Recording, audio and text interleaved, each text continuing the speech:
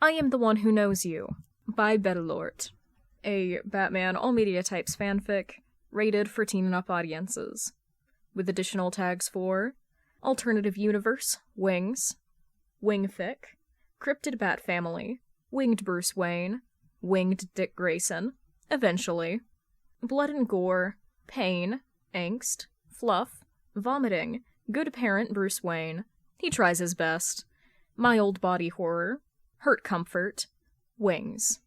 The prequel to I'm the One Who Held You.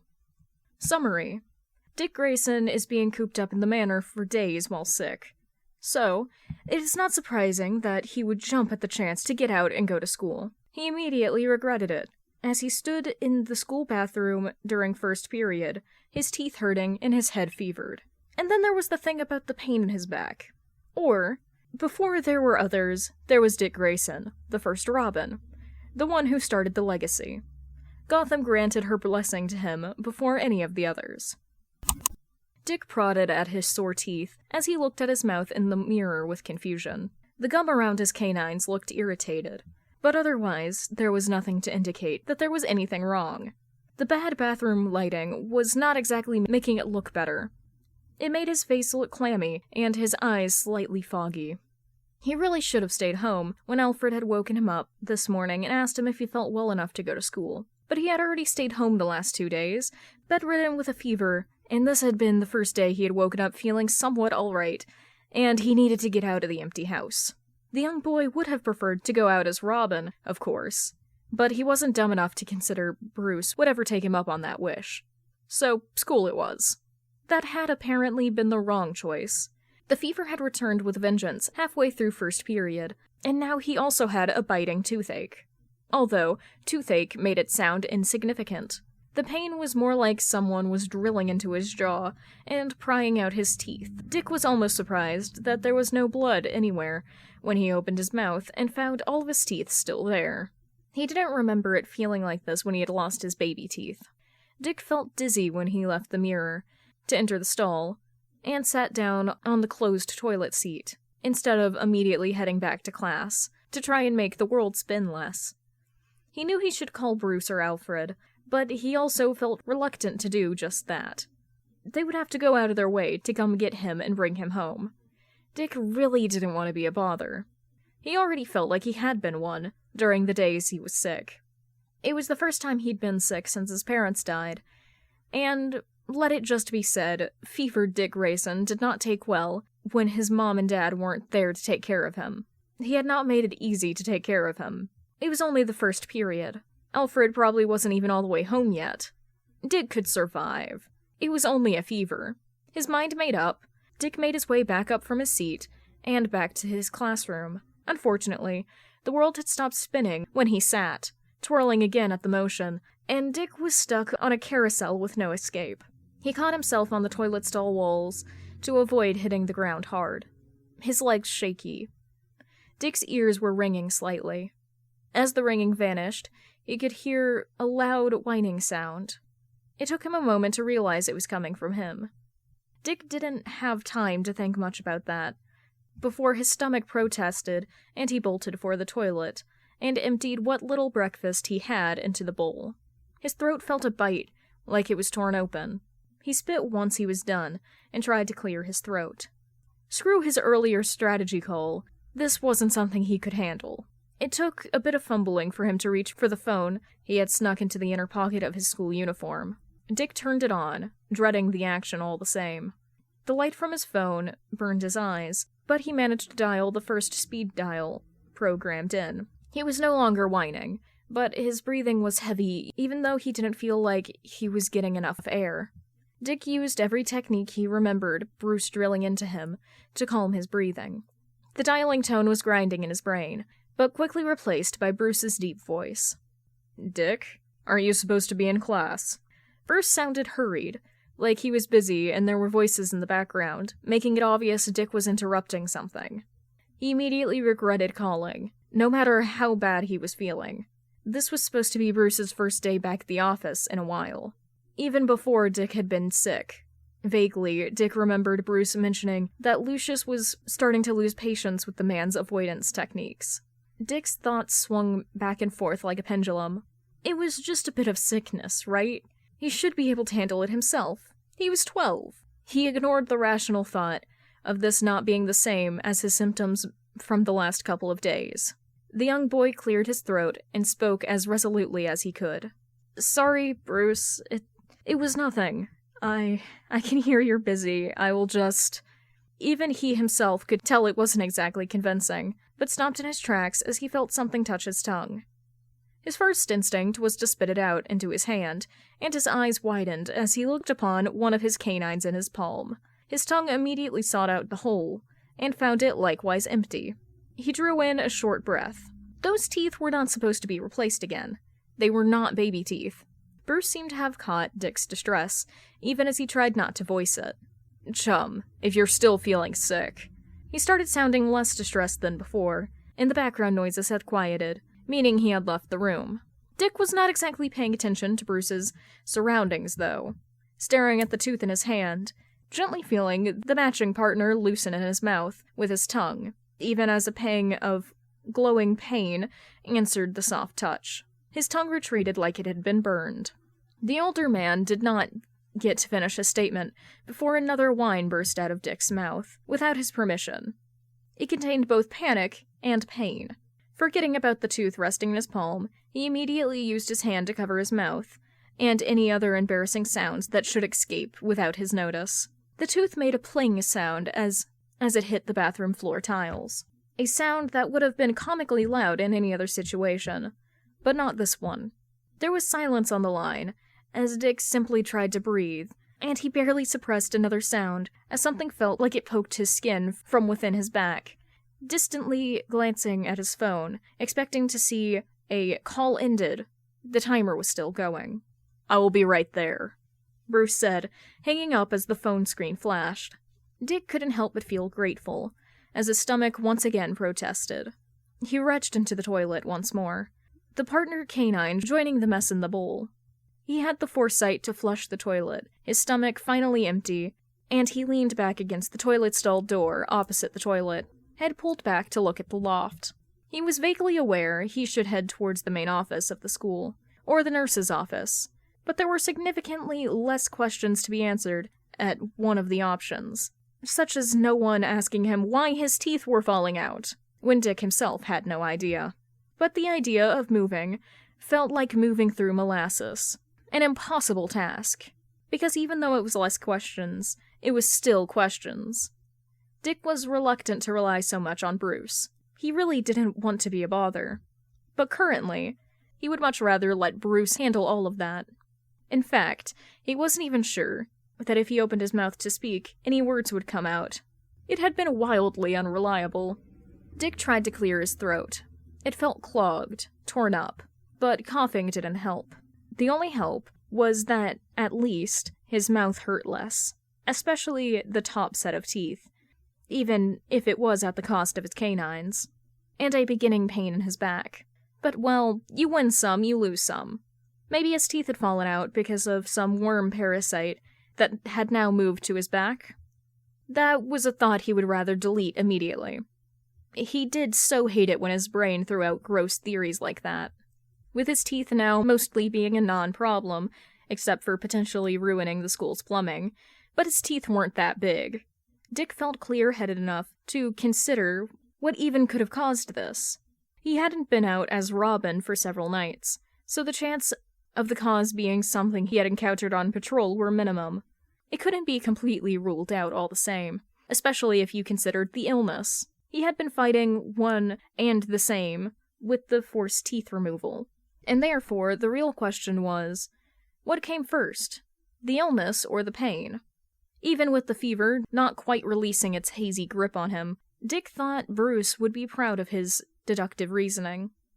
If you look past the part where he still had no answer to show for his pondering. A+ effort, at least. Dick shivered even with his school jacket on. The material felt scratchy on his skin, but the idea of taking it off felt worse. He had always hated being feverish. He had no idea how long he sat on the bathroom floor, disassociating and shivering, biting his lip to keep any noises from slipping out, but when the door to the bathroom opened, He froze until the sound of footsteps jerked him out of his funk. He recognized those steps immediately, and in a lapse of self-control, he let out a sound he could only describe as a chirp. He quickly moved from the stall floor to the wall beside it, not exactly wanting to be hit when Bruce pushed it open. The footsteps stopped outside the booth, and the door was gently pushed open. Dick felt himself completely untense as Bruce crouched down next to him, watery eyes taking in every bit of him, only pausing momentarily on the first departing canine tooth, still laying where Dick had dropped it earlier. He didn't ask. Dick could tell Bruce looked frantic, even though Dick was hazy from the fever. The older man had left the house in an expensive suit earlier, intent on actually getting some work done at Wayne Enterprises, now that Dick was, well, although that was a lie, apparently. But as he sat down before Dick, his tie was crooked and his shirt ruffled. He looked like he had fought to get here. Like the wind had ruined his immaculately styled hair, as he had run to his ward's school, as quickly as possible. Most of all, Dick was struck by how worried he looked. Bruce had never been good at showing his emotions, having a poker face on the best of days.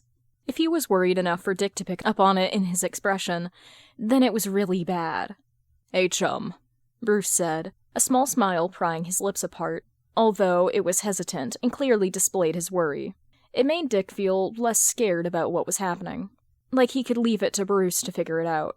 Dick tried to greet him back, but the only thing he achieved was a painful croak, and his hand reached out for his throat, almost on instinct.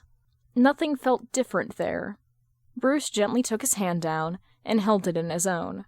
The man used his other hand to feel Dick's forehead, and was barely able to hide his reaction to the heat there from Dick. Even sick, Dick prided himself on being observant. It was what let him discover his guardian's secret, after all. That and Bruce was unused to others in the manor, but the last bit was unimportant. "Let's get you home, Dick," Bruce said gently, and Dick didn't even bother arguing. He pushed himself against the wall to get to his feet, ignoring the wave of dizziness. Bruce hovered, his hands ready to catch Dick, should he fall. The acrobat was almost proud that he was able to get pretty much all the way up without assistance. And maybe it was this thought of hubris that caused him to straighten his back. His vision flashed white at the flash of agony that streamed down his back at the action. Dick wasn't sure if he made a sound, but it didn't seem implausible.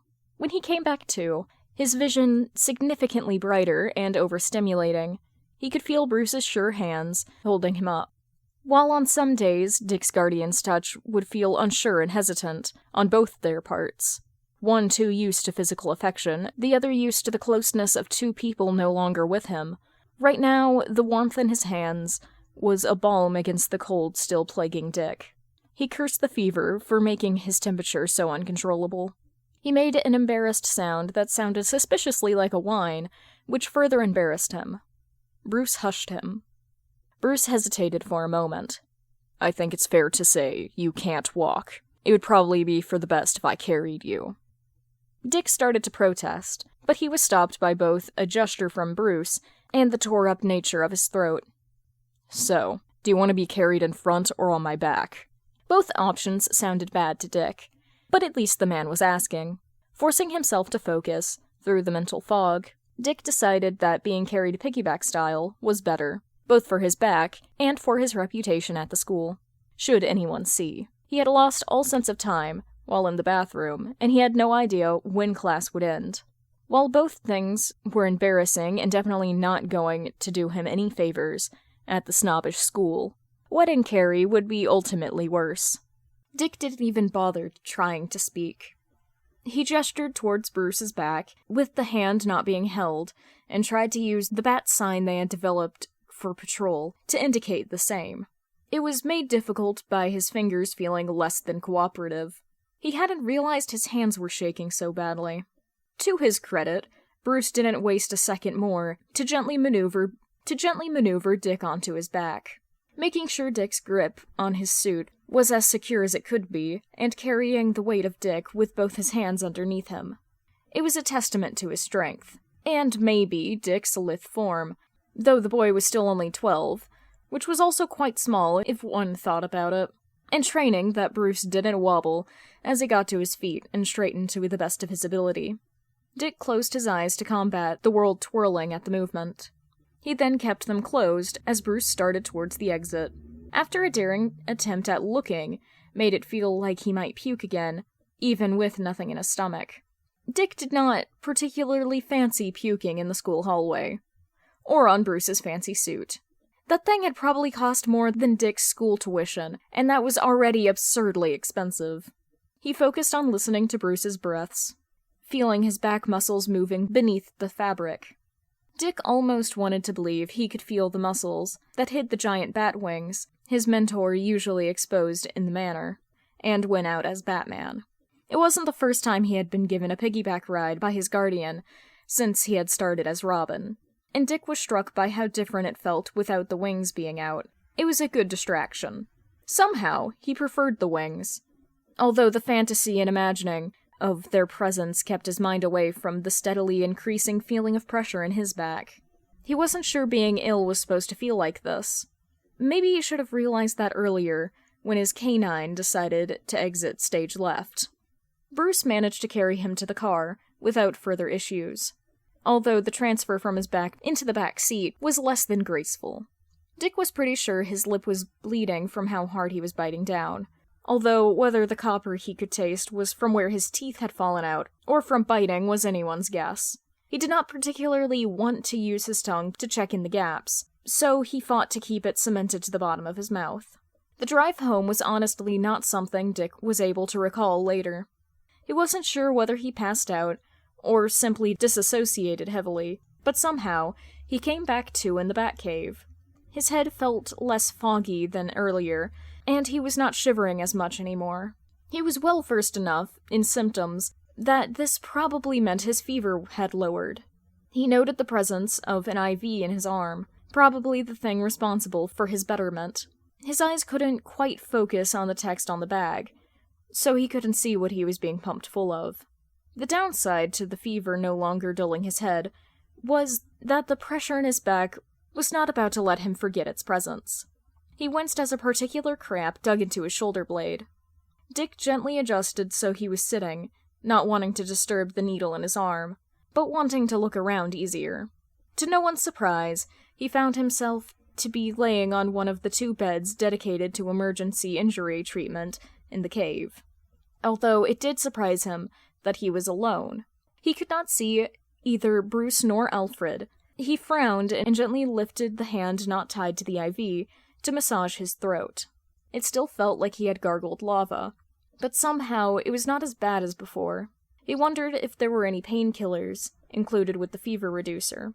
Luckily, he didn't have to wait long to get any answers. The door at the top of the stairs from the manor opened, and frantic steps were followed by calm steps, until Bruce came into view of the medical bay, Alfred right behind him. Dick thought the usually unflappable butler might even have looked a bit ruffled, but he had to be wrong. Bruce had his wings out, spread from his back like they usually were when he was at home, particularly in the cave. From what Dick remembered, the man had described it to be uncomfortable to have them tucked away all the time. So Alfred had slightly relaxed his stance on the separation between the cave and the manor slightly. Only slightly, though. It would be bad for the wings to be connected to Bruce Wayne. Bruce Wayne was not a meta, or a cryptid in public. Of course. Dick trusted Bruce knew what he was doing. The older man always seemed to know. Bruce almost immediately noticed that Dick was awake and made for his bedside. Alfred followed at a much more sedate pace. "Chum," the man said, holding a hand by Dick's forehead again. His talons were also out, much like his wings. Dick still couldn't help but lean in. They were cold, which felt nice against his skin. "Are you feeling better?" A soft test of his voice revealed he still couldn't say anything, and he instead threw Bruce an unsure, shaky thumbs up. It wasn't a lie. He felt better than at the school toilet. The pain was less, but very much still present. Bruce looked vaguely worried, even at the positive response. Alfred was checking the IV, and Dick let him do so without protest. Bruce's wings were rustling behind his back, seemingly unsure about where to relax. For the worry to be apparent on his guardian's face, Dick thought the man must be quite worried. To be fair, so was Dick. Ever so often, a cramp would break through the soft blanket of painkillers, and he would wince. It really felt like something was trying to break out of his back. With a shiver, he admitted it reminded him of how the poor guy in Alien must have felt before the xenomorph had burst through his chest. Just not from his chest, from his back. Not that he would admit to Bruce that he had watched that movie, and that was why he had had a nightmare a few months back. Gotham was scary and all, but that movie was probably rated R for a reason, and Dick was nowhere near 17 or older. At least no one in Gotham had implanted an alien into someone's stomach and had it burst out. Yet. Perhaps the young master might be convinced to eat something? Alfred asked, in a polite, roundabout way of commandeering, effectively snapping Dick out of his thoughts of aliens. Dick's stomach didn't protest nearly as much as he thought it would. The pain causing some nausea, yes, but at the same time, his stomach was completely empty. He nodded without thinking much, before he froze, recalling his missing teeth. Bruce had turned away for a moment as Alfred left the cave, and Dick gently, ever so carefully, decided to feel out with his tongue. It seemed that, while he had been semi-conscious, his bottom canine teeth had joined their upper companions, exodus from his mouth. This would have worried him a lot more, were it not for the sharp, pointy objects he could feel breaching his gums in their absence. Further testing showed the ones in his upper mouth were pushed further out than the ones on his lower. He forced his tongue away when he felt one of the points puncture his tongue, and he stuck his tongue out of his mouth to look at the visibly bleeding scratch. Dick was pretty sure he wasn't supposed to have another set of teeth underneath his adult teeth. He was pretty sure that was what the dentist had told him last time he went there. He knew for a fact that when Bruce had gotten some of his teeth punched out, the man had gotten them replaced, not spontaneously grew new ones. And even if you looked past that, he was pretty sure humans were not supposed to have this sharp teeth. Looking at the man at his bedside, who had not noticed the direction his ward's thoughts were going, Dick had a thought he wasn't sure he liked, followed by yet another burst of pressure from his back, like something wanted to erupt. Dick decided he definitely didn't like this one bit. He deliberately made a chirp-like sound. His throat, for some reason, appreciating this much more than normal speech. Another point to Dick's theory. To get Bruce's attention, when the man looked at him in question, he gestured for something to write on and with. Bruce didn't ask any questions, heading to the Batcomputer's desk to find something. It didn't take long for him to come back, but during that time, Dick had to breathe through yet another cramp. He was getting really tired of this, he thought, as his nails dug into his palms. He took the pen and notepad with gratefulness and wrote out his theory to Bruce. What are the chances I am growing wings? Bruce had never told Dick how exactly he had gotten the giant bat wings resting on his back. Dick hadn't exactly asked. Not after the first time he had tried and his guardian shut it down. Just from that, he could tell it probably hadn't been pleasant. The most the man had said about it was that they were Gotham's blessing for protecting her city. Dick didn't think he had ever considered the blessing to also include Dick, not even when the young boy had adorned the Robin suit for the first time. In the present, the man looked stunned. If his back hadn't decided to increase the burn to some absurd extent, Dick would probably have laughed at the expression. It looked a bit like Bruce had blue-screened, but the expression disappeared when Dick winced and tears gathered in the corner of his eyes. Bruce grasped Dick's hand and helped him breathe through the pain. Dick didn't complain as Bruce removed the Gotham Academy uniform shirt, which was already stained with blood. Dick had simply been in too much pain to really even consider what he was wearing, and realized that the jacket had already been taken off, and took a look at the boy's back. From the short breath Dick heard him draw in, the barely audible curse the usually stoic, inexperienced man mumbled, Dick was happy he himself could not see it. It felt bad enough already. He didn't know what possessed the man, but Dick let out a pained whine when he suddenly felt a hand on his shoulder blade. It felt like putting a piece of molten metal to his freezing skin. If he didn't already feel so exhausted, he might have screamed. In the end, it was a choked sound, somewhere between a whine and a scream.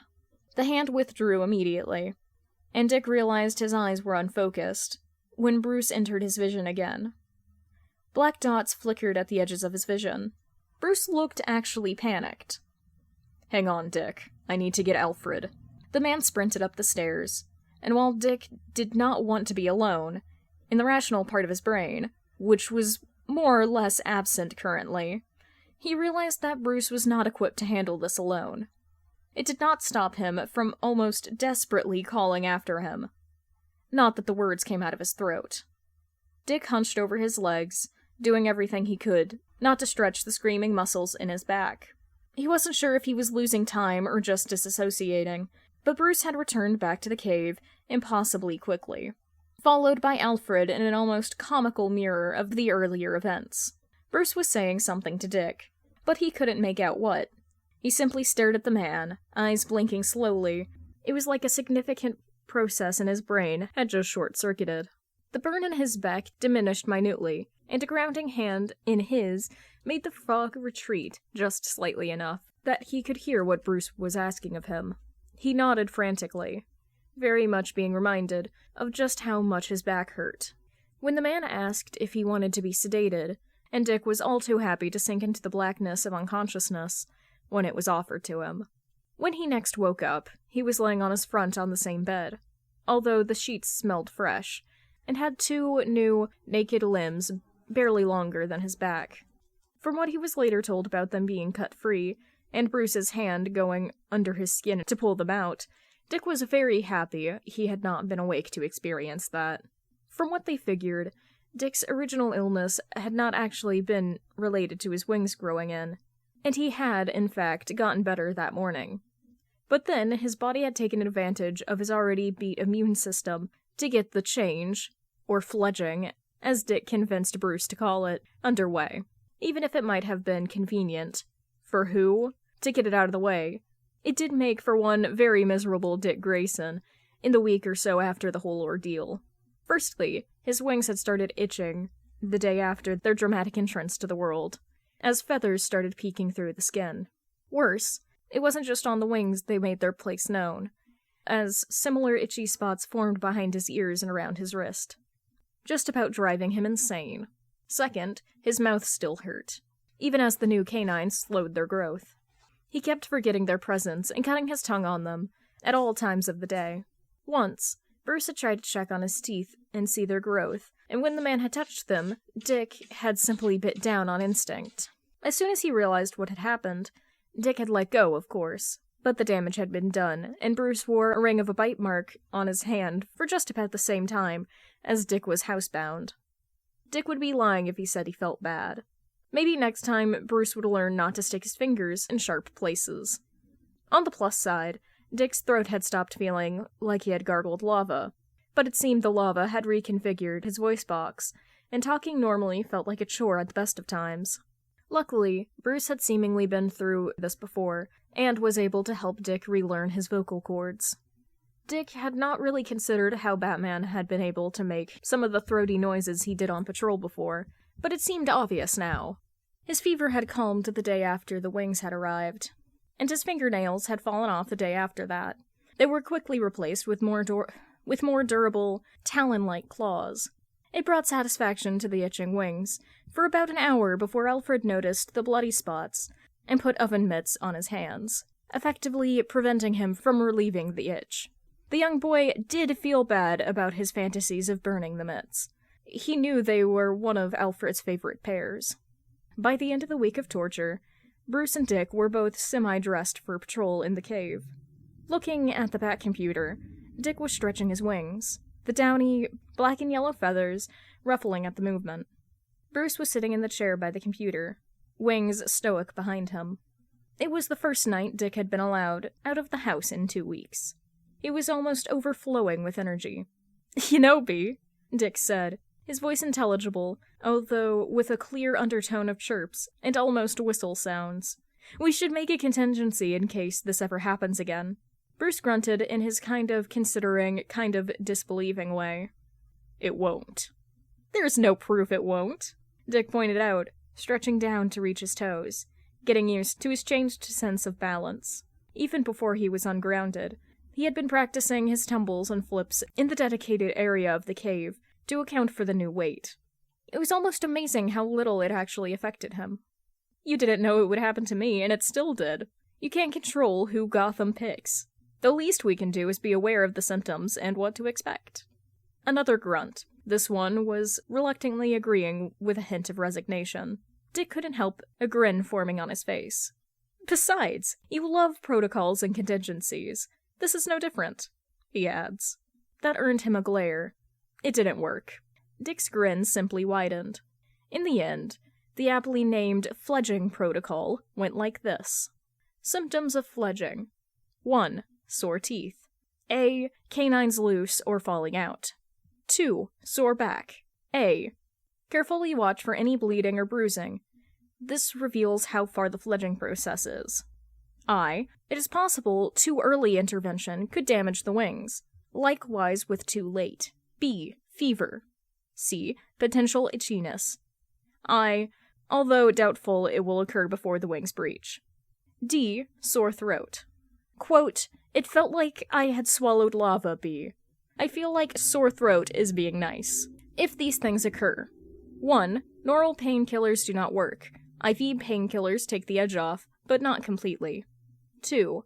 If possible, sedate and extract the wings before they burst through. 3. Prepare for feather growth in weeks after.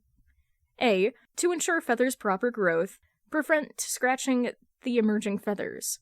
Do whatever you need to. 4. Once vocal cords stop hurting, the ability to speak without chirps and screeches should be regained/relearned. Over time, as Dick grew into the role of Robin, and the wings grew with him, more points were added. 5. The wings molt about once a year. For a week, they are unable to be pulled back into the skin as the feathers change. A. Do not be alarmed if the colors change slightly after a molt. B. Note, give Alfred a bonus during this week. 6. Set a broken wing like you would a broken leg, and prevent physical activity until the break is healed.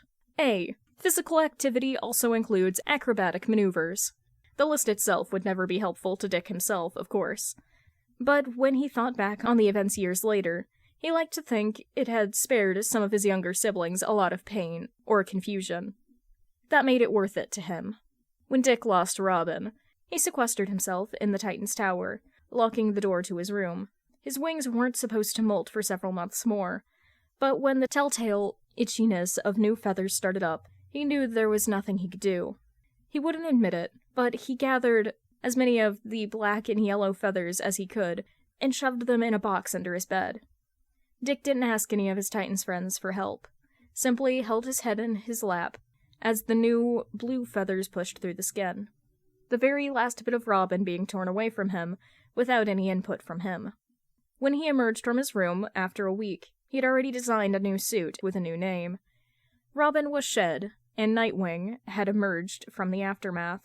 Later, when he did the same to Tim, Dick didn't think the same might occur to the boy, too caught up in the grief of losing Bruce and the stress of the mantle.